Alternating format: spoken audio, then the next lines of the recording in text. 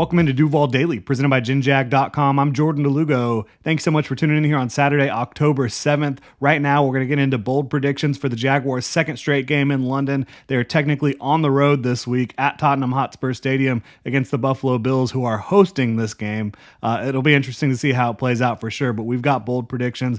Already did a full game preview, keys to victory, matchups to watch. You can go check that stuff out. But if you enjoy the content here, please like, subscribe, hit that notification bell. You can also check out genjag.com/shop. Pick up some new Duval gear if you want to support the channel even further. Really appreciate y'all's support. Appreciate you being here. Let's get in to these bold predictions for the Jaguars against the Buffalo Bills in Week 5. The Jags are 2-2, Bills are 3-1, maybe the hottest offense in the league right now, but the Jaguars are playing some defense as well. We're going to get into it. We'll start with the Jaguars on the offensive side of the ball, work our way to the defensive side of the ball, get into a final score prediction, and get you out of here. Travis Etienne, I have him with over 100 total yards. The Bills have not been good against the run so far this year. Etienne is due. I think his speed, his creativity, the way the Jaguars can utilize him within this offense is going to allow him to have a pretty big day, not just on the ground, but also catching some passes on some screens, different things like that. The Bills are allowing over 6 yards per carry on the ground this year.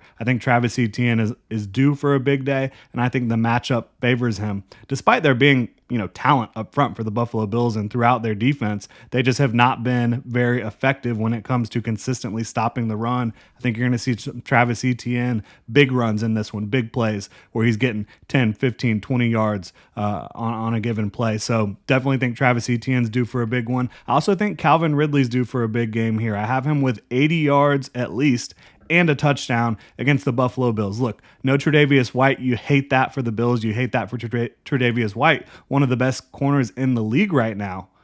But they're not going to have him this week, and that is going to play into the Jaguars' advantage. You have Dane Jackson and Christian Benford, who's actually also questionable for this game, but expected to play, who are now your top two outside corners going up against Calvin Ridley. I think, no Trey White, zone-heavy defense. Calvin Ridley is by far the Jaguars' top targeted guy against zone defenses so far in 2023. So I think the numbers, no Tre'Davious White, all of that points to a Calvin Ridley game. I think Ridley eats in this one in Week 5 and has one of those days that you kind of look at and say, that's why you brought him here. That is why he's your wide receiver one. I think that it's just going to be a nice matchup for him. I think he's due for it as well, like I mentioned.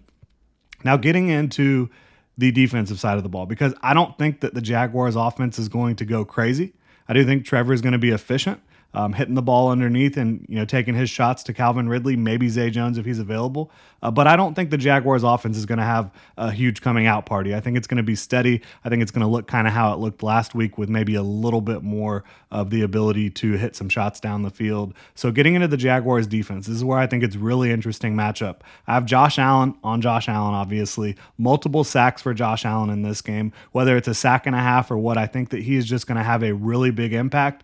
Right now, he's been lining up primarily over the left tackle, which would be Deion Dawkins for the Bills, but I expect the Jaguars to move him around a little bit, potentially have him lined up against Spencer Brown, their right tackle, and have that matchup be a critical matchup in this game because Spencer Brown, he is the weak link for the Bills in pass protection overall. I think you get your best pass rusher on their worst pass protector, and you try to let him eat. I think Josh Allen is going to be heavily motivated. He's been motivated all year, as we've seen. He's in a contract year. He's trying to prove that he deserves a big bag. I think he will continue to be able to prove it this week with over one sack, multiple sacks in this game, whether it's a sack and a half, two. You've seen him do 3 twice already this year. We'll see how it goes, but I think Josh Allen has a big game for the Jaguars against Josh Allen of the Buffalo Bills. I also have, the Jaguars, if they're going to win this game, which I think they do have a chance to, I think they're going to need to force some turnovers. Josh Allen, he's a guy that likes to put the football out there, likes to give you some opportunities to force turnovers.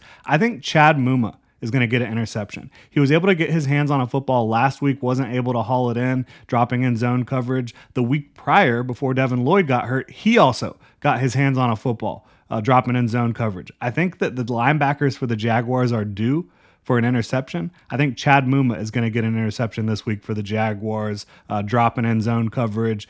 Josh Allen's going to try to float it over him. layer the ball over Chad Muma, but Muma's athleticism is going to allow him to get to the football. He's going to pick it off. That's my prediction for the interception this week.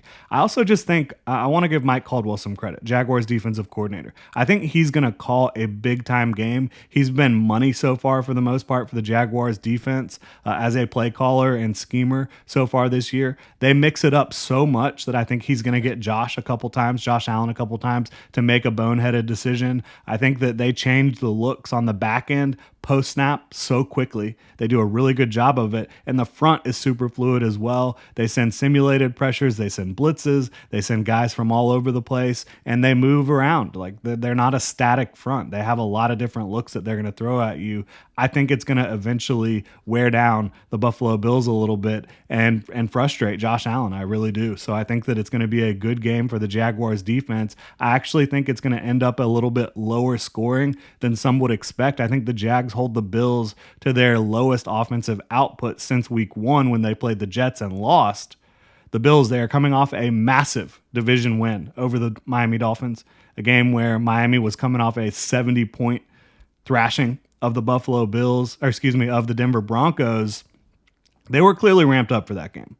Then traveling to London the very next week, middle of the week, I'm predicting that will play into the Jaguars' favor, having already been in London. We don't know how it's going to play out. We don't know how it's going to be with the Jaguars being in London for a full week prior to this game. But I think if I had to guess, being there for a full week versus traveling midweek, I would give the favor to the team that's already there, the team that's already played a game over there at 9:30 in the morning, gotten a little bit used to how it goes with playing that early, gotten a little bit used to the time change, all that stuff, no jet lag for the Jaguars.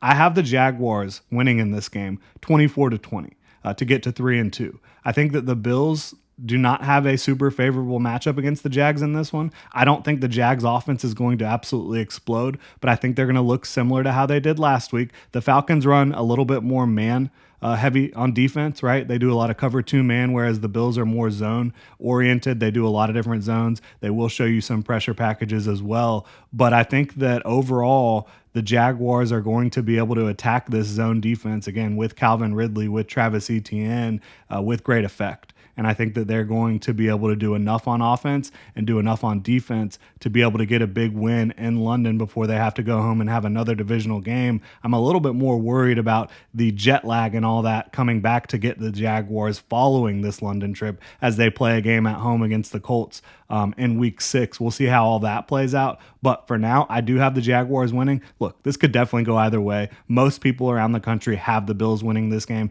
They are favored by 5.5, but I just think the Jags have a little bit of that recipe that's going to frustrate Josh Allen on the offensive side of the ball. I think that they just have a lot going on their defense right now. A lot of players playing at a high level. Tyson Campbell, Darius Williams, Andre Sisco, Foye Oluokun. I think Chad Muma, despite being in his first start of the season and having to go against Bijan Robinson last week, played admirably. And they've got guys up front that they're doing a really good job against the run. I think the Bills, when you try to make them one-dimensional, which is obviously going to be the goal, that puts it all on Josh Allen. That makes Josh Allen think he has to play hero ball, and you're going to have a chance at some turnovers. I think the Jaguars will take advantage of that and win this game 24-20. Of course, this could definitely go the other way. But I look at the matchups. I think that this is a game that the Jaguars really need to win. I don't think it's a must win, but to get to 3-2 after this London trip would be absolutely huge for them. It would, give them the opportunity to get to 4-2 playing the Colts the next week. I just think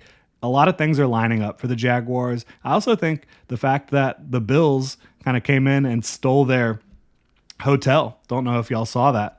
Maybe a little bit of bad blood there. Maybe, Josh Allen has been talking about how he's scared of Jaguars Josh Allen. I think that he's sick of being the other Josh Allen, Jaguars Josh Allen. And when he gets on that field with the Bills Josh Allen, he's ready to play. And when Josh Allen for the Jags is a catalyst out there and looking like one of the best players on the field, they are really difficult to beat. I think he's going to inspire the guys around him. I think the Jaguars are going to get it done on defense and do just enough on offense to escape London with a win. Really appreciate y'all tuning in. Hit me up on Twitter at Jordan DeLugo. You can follow Generation Jaguar at Generation Jag. Hit that like and subscribe button on YouTube, notification bell so you don't miss a show. And of course, you can check out genjag.com/shop, pick up some new Duval gear, support the channel further. Really appreciate y'all. Have a good weekend.